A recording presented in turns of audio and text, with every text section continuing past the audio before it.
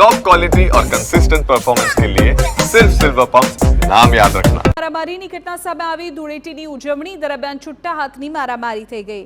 Commerce ફેકલ્ટીમાં ધૂળેટીની ઉજવણી દરમિયાન બે જૂથ વચ્ચે બબાલના દ્રશ્યો સર્જાયા। બે જૂથ વચ્ચે મારામારી થતા સયાજીગંજ પોલીસ યુનિવર્સિટી કેમ્પસમાં પહોંચી। પોલીસે એમએસ યુનિવર્સિટી કેમ્પસમાં પહોંચીને મામલો થાળે પાડ્યો હતો। તો ધૂળેટીના પર્વની ઉજવણી ચાલી રહી હતી એ દરમિયાન બે જૂથ વચ્ચે બબાલના દ્રશ્યો વડોદરાની એમએસ યુનિવર્સિટીમાં સર્જાયા। મારામારી થઈ સયાજીગંજ પોલીસ દ્વારા કોઈ મામલો જે છે તે થાળે પાડવામાં આવ્યો હતો। ઉલ્લેખનીય છે કે વડોદરાની એમએસ યુનિવર્સિટીમાં આ દ્રશ્યો સામે આવ્યા છે કે જ્યાં મારામારીના કારણે અત્યારે સૌ કોઈનું ધ્યાન ખેંચાયું છે। ધૂળેટીની એક તરફ ઉજવણી થઈ રહી છે અને એ તરફ છૂટા હાથની મારામારી બે જૂથ વચ્ચે થઈ। કોમર્સ ફેકલ્ટીમાં બે જૂથ વચ્ચે બબાલ થઈ હોવાનું અત્યારે તો સામે આવ્યું છે અને સયાજીગંજ પોલીસે તાત્કાલિક સ્થળ પર પહોંચી હતી અને મામલો થાળે પાડ્યો હતો। વધુ માહિતી અમારા સંવાદદાતા અંજલિ ઓઝા આપી રહ્યા છે। અંજલિ, શું કારણ સામે આવી રહ્યું છે આખી બબાલની પાછળ અને પૂરી માહિતી?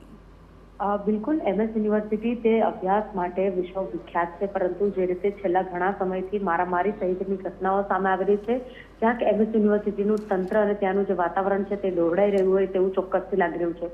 આજે જ્યારે વિવિધ ફેકલ્ટીઓ દ્વારા આજે ધૂળેટીની ઉજવણીનું આયોજન કરવામાં આવ્યું હતું, તે દરમિયાન તમામ લોકો હર્ષોલ્લાસ સાથે આ તહેવારની ઉજવણી કરી રહ્યા હતા, પરંતુ કોઈ કારણોસર બે જૂથ વચ્ચે મારામારી સર્જાઈ હતી। જોકે હજુ પણ તેનું કારણ યોગ્ય જાણવા નથી મળ્યું, પરંતુ જે રીતે મારામારી સર્જાઈ હતી જેને લઈને ત્યાં આવેલા અનેક વિદ્યાર્થીઓ દ્વારા પોલીસને જાણ કરવામાં આવી। ત્યારબાદ સયાજીગંજ પોલીસ મથકથી સ્ટાફ આવ્યો હતો અને તેમના દ્વારા બંને જૂથને છૂટા પાડવામાં આવ્યા હતા અને બંનેને અટકાયત પણ કરવામાં આવી હતી।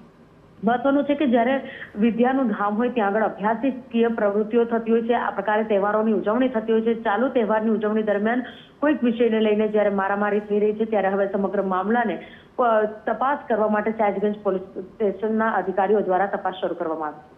ઓકે અંજલિ, આભાર માહિતી બદલ। તો જે પ્રકારની જાણકારી અત્યારે પ્રાપ્ત થઈ રહી છે તે અનુસાર કોમર્સ ફેકલ્ટીના બે જૂથ કે જેની વચ્ચે બબાલ થઈ, કારણ ચોક્કસ સામે આવ્યું નથી, પરંતુ પોલીસે ત્યારબાદ સ્થળ પર પહોંચી મામલો થાળે પાડ્યો હતો।